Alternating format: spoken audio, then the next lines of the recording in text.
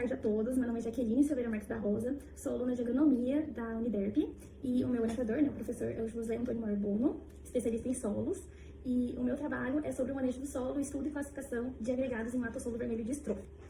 Bom, primeiramente, o que são os agregados de solo, né? Eles são estruturas que juntam a parte mineral e orgânica do solo. Ela é formada pela parte mineral, que seria a areia, o silt e a argila, e a parte orgânica, que significaria, né, a matéria orgânica, a água, fungos, bactérias, entre outros, como raízes, enfim, tudo que está envolvendo dentro do solo. E os agregados são de extrema importância para definir a qualidade e o desempenho que o solo possui.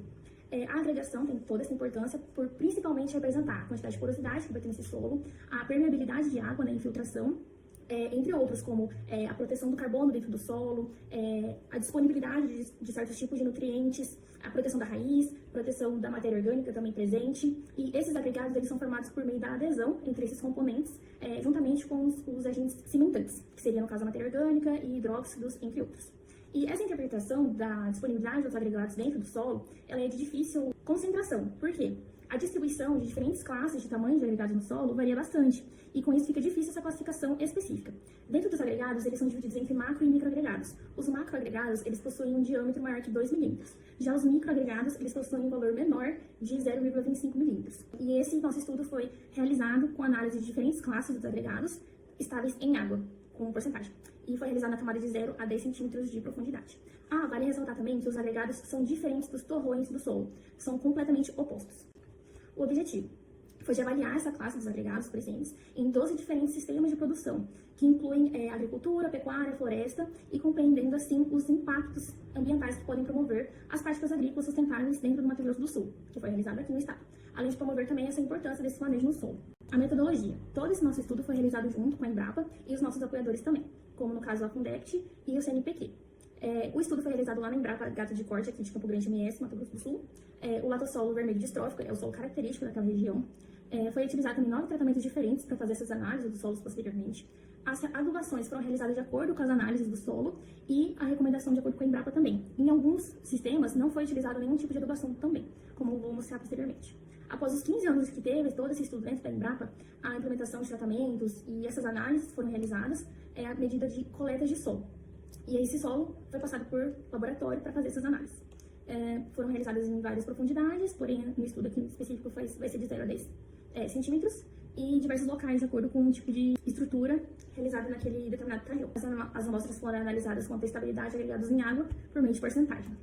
Em relação ao que foi levantado dentro desse estudo, os maiores agregados, em relação aos macroagregados maiores que 2 milímetros, foram os manejos presentes onde havia pastagem contínua, sistemas, e os menores, que seriam os microagregados, são os sistemas de lavoura contínua.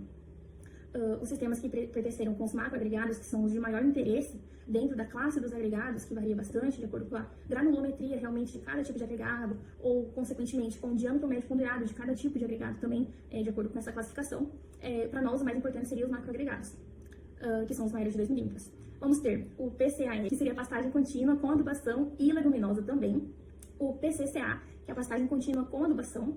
O PCSA, que é a pastagem contínua sem adubação, que foi o caso que eu citei anteriormente, que não houve nenhuma interferência, né, de adubação e correção do solo.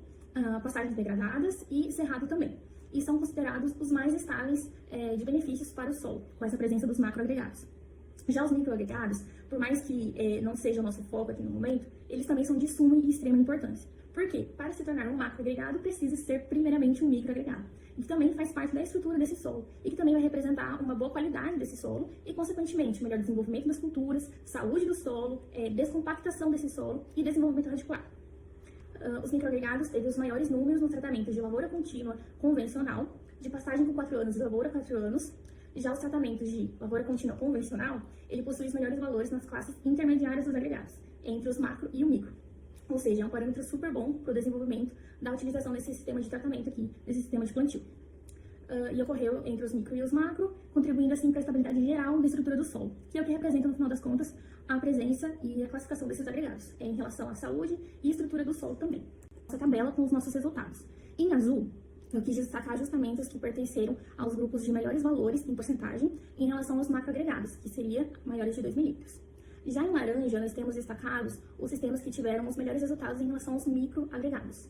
E em amarelo, aqui no meio, temos os valores médios e melhores em relação aos agregados intermediários, entre os macro e o micro. sendo assim a lavoura contínua convencional, num parâmetro geral também muito importante dentro dessas classificações, levando em consideração que, para nós, o principal seria os macroagregados, que é o em azul. Bom, a conclusão. O uso da pastagem na lavoura ou na integração lavoura-pecuária geraram as melhores classificações, né, das classes dos agregados do solo.